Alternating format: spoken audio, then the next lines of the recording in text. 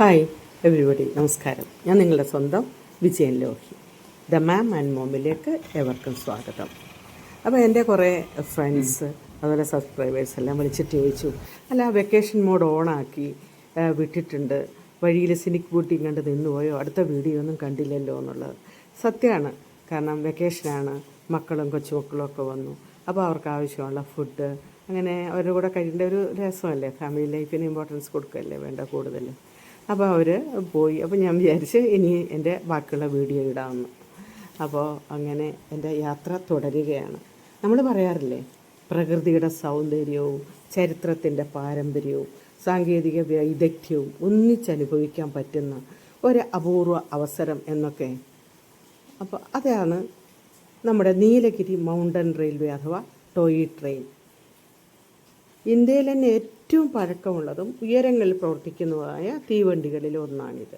ശരിക്കും പറഞ്ഞാൽ 1891 നിർമ്മാണം ആരംഭിക്കുകയും 17 വർഷം കൊണ്ട് പണി പൂർത്തിയാവുകയും ചെയ്തു. മാത്രമല്ല 2005 നീലഗിരി മൗണ്ടൻ റെയിൽവേ യുനെസ്കോയുടെ ലോക പാരമ്പര്യ പട്ടികയിൽ, അതായത് വേൾഡ് ഹെറിറ്റേജ് സൈറ്റിൽ സ്ഥാനം പിടിക്കുകയും ചെയ്തു. മേട്ടുപ്പാളയം മുതൽ ഉദകമണ്ഡലം, അതായത് ഊട്ടി വരെ നീളുന്ന ഈ പാത 5-6 മണിക്കൂർ കൊണ്ട് പശ്ചിമഘട്ടത്തിലെ അതിമനോഹരമായ പ്രകൃതി ദൃശ്യങ്ങൾക്കിടയിലൂടെ, മലനിരകൾക്കിടയിലൂടെ, പച്ചപ്പുള്ള ചായത്തോട്ടങ്ങൾക്കിടയിലൂടെ, നമ്മൾ പറയാറില്ലേ പുഴകൾക്കിടയിലൂടെ എന്നൊക്കെ പറയുന്ന പോലെ 46 കിലോമീറ്റർ സഞ്ചരിച്ച് അങ്ങനെ ഊട്ടിയിലെത്തുന്നു. മേട്ടുപ്പാളയം മുതൽ കൂനൂർ വരെ സ്റ്റീം എഞ്ചിനുകളാണ് ഉപയോഗിക്കുന്നത്. ഇത് സ്വിറ്റ്സർലൻഡിൽ നിന്ന് ഉണ്ടാക്കിയതാണ്. ഇപ്പോൾ ഇന്ത്യയിൽ തന്നെ ഉണ്ടാക്കുന്നുണ്ട്. ഗോൾഡൻ റോക്ക് വർക്ക്ഷോപ്പിൽ ഇതിന് നിർമ്മാണം നടക്കുന്നുണ്ട്.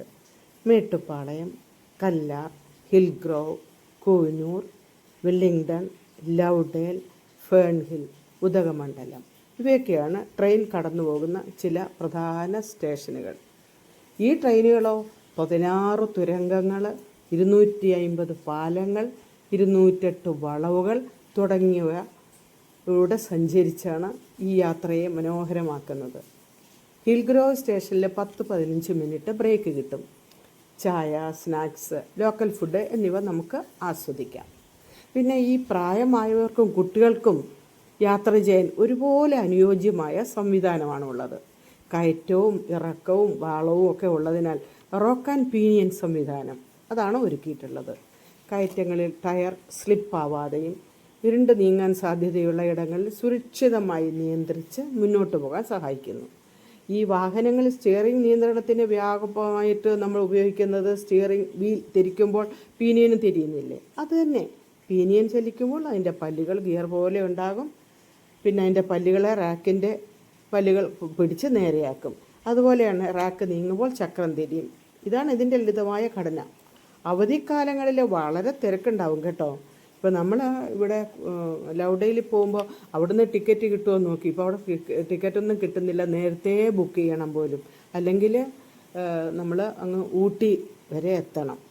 അതിന് IRCTCയിലെ വെബ്സൈറ്റിൽ കലയെക്കുട്ടി ബുക്ക് ചെയ്യണം കേട്ടോ. 3 മാസം മുമ്പെങ്കിലും ബുക്ക് ചെയ്യണമെന്ന് പറയുന്നു. ഫസ്റ്റ് ക്ലാസ് ടിക്കറ്റ് നിരക്കിന് 1000 രൂപ മുതൽ 1200 വരെ, സെക്കൻഡ് ക്ലാസ്സിന് 400 മുതൽ 500 വരെ.